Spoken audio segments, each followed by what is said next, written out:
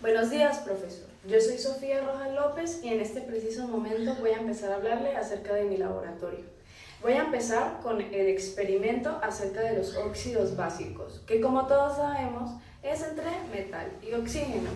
El primer experimento que le voy a mostrar va a ser acerca del clavo más el agua sin hervir. Entonces, a continuación le voy a mostrar cómo quedaron los resultados. Estos son los resultados que se dieron después de 2 semanas. Después de 2 semanas podemos observar cómo fue que se produjo el óxido en el clavo. Muy bien, entonces ahora voy a explicar el por qué se produjo esta reacción.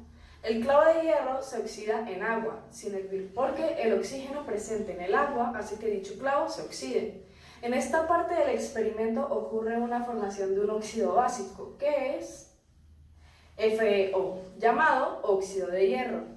La reacción que ocurre en este momento está dada por... La reacción que ocurre se las voy a explicar aquí para mejor entendimiento. Ok, es dada por Fe, que sería hierro, más H2O, que es agua. Esto produce FeO, que es óxido de hierro, más H2, que es hidrógeno. Bueno, siendo el óxido de hierro el óxido básico del experimento y Fe, hierro. Ahora lo que voy a hacer es mostrarle cómo fue que realicé el experimento como tal. El primero del que les estaba hablando anteriormente, lo que hice fue ir y buscar agua y agregarlo a la probeta y unos clavos específicamente de hierro los coloqué en la probeta junto con el agua y eso lo dejo en otro lado. Ahora, del que les voy a hablar es el que les voy a explicar a continuación. Este es un proceso similar al anterior, pero con una diferencia, que este va a tener agua hervida. ¿Qué fue lo que hice? Busco agua, la coloco en la probeta junto con los clavos y luego lo que voy a hacer es llevar la probeta a una olla que tenga agua y colocarla a hervir a baño María. Después de que el agua ya esté hervida, lo voy a traer y voy a empezar a colocar el aceite. Lo que va a hacer el aceite es que evite la entrada de oxígeno. Bueno, después de 2 semanas, esto es lo que podemos observar. Bueno, y así es como se ve. Bueno, después de 3 semanas, ya que llevamos con el experimento, se puede ver que el de agua hervida también presenta un poco de oxidación que se debe ya al oxígeno que por sí el agua ya llevaba. Pero obviamente es una gran diferencia con el que si no tiene el tapón, porque en ese sí tiene paso de oxígeno y pues eso colabora a que se oxide más. Entonces voy a empezar a explicar de qué trató este experimento y qué fue lo que pasó. Bueno, el clavo de hierro no se oxida en agua hervida cubierta de aceite, porque cuando se calienta el agua, al hervir el agua, parte del oxígeno disuelto en el agua es liberado al ambiente. Además, la capa de aceite sirve como tapón, lo cual impide el paso de oxígeno del ambiente hacia el recipiente. De esta manera, los clavos no se oxidan, es decir, no ocurre una reacción química entre los clavos de hierro y el agua hervida. Bueno, profe, ahora le voy a hablar de diferentes elementos que se unen con oxígeno. Bueno, profe, ahora en este tablero pues le voy a explicar para mayor entendimiento reacciones que producen óxidos básicos.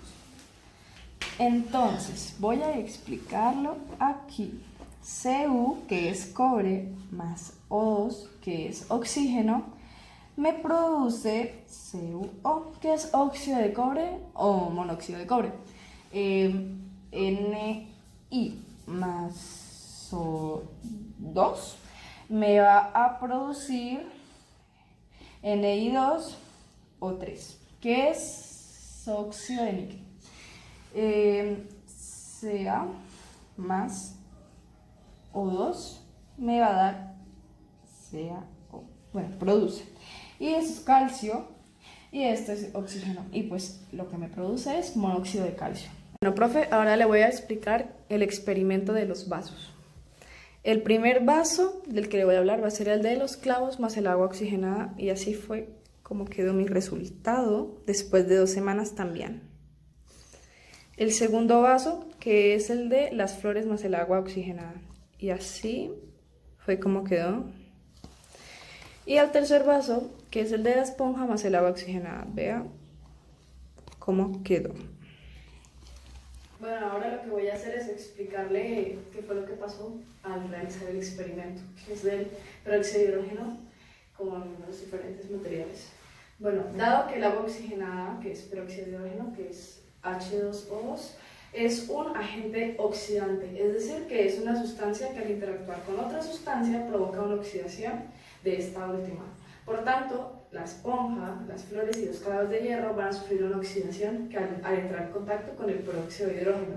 Ahora, como la esponja y los clavos son de hierro, la reacción química que ocurre es la formación de una base. El hidróxido de hierro, que sería FeOH2, sí. Dicha reacción viene dada por, ahora pues, como ya sabían, el tablerito, voy a decir cómo se dio la reacción y cómo se formó la base.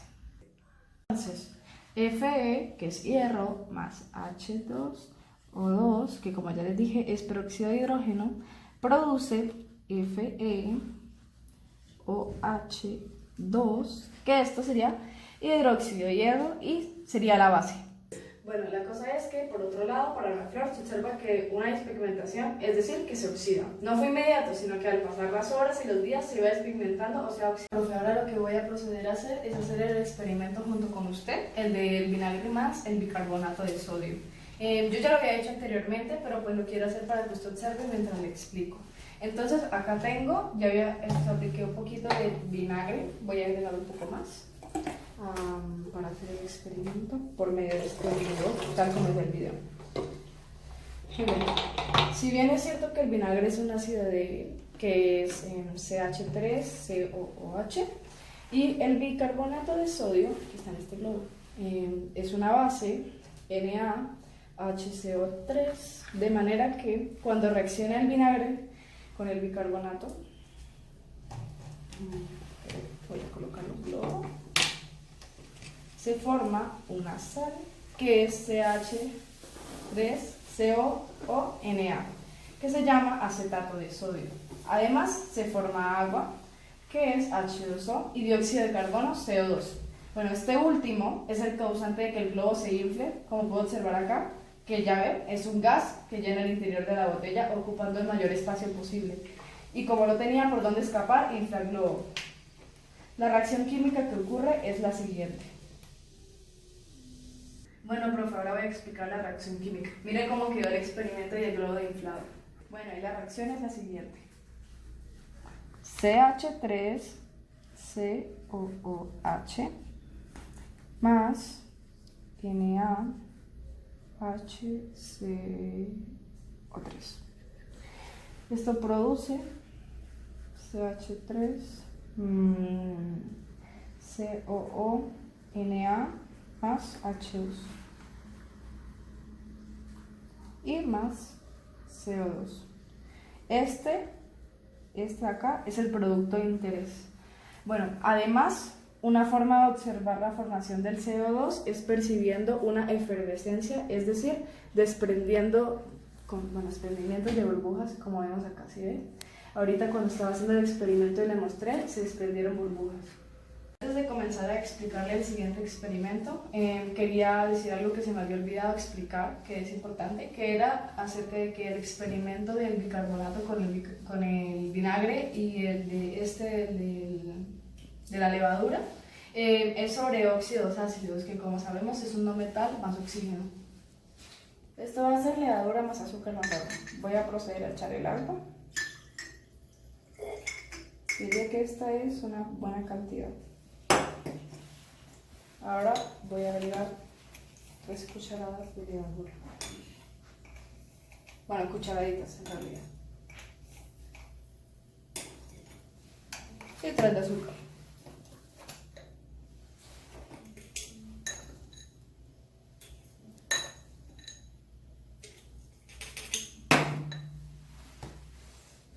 Bueno, en esta parte del experimento, la levadura reacciona con el azúcar en el agua, formando un producto gaseoso como el dióxido de carbono CO2.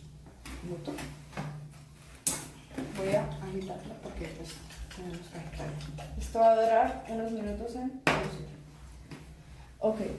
Este gas producido es el causante de que el globo se infle. Así como podemos ver acá, ya este fue uno que hizo hace unos días, que ya tiene el dióxido de carbono, dice que se inflará el globo. Ya que como sabemos, una de las propiedades de los gases dice que estos tienden a ocupar el mayor espacio, volumen, como podemos observar. De modo que como el CO2 no puede escapar al ambiente, este infla el globo porque está cerrado, entonces traspasa todo hacia el globo. Y bueno, la reacción a este proceso es levadura más azúcar, más agua y más CO2 y otros productos, pero el principal es CO2. Profe, como vemos que la levadura más el azúcar y más el agua producen CO2, que es el producto de interés, cabe mencionar que el azúcar provee el alimento que necesitan las levaduras y de esta manera las levaduras consumen el azúcar excretando varios subproductos beneficiosos que es lo que va a hacer nuestro...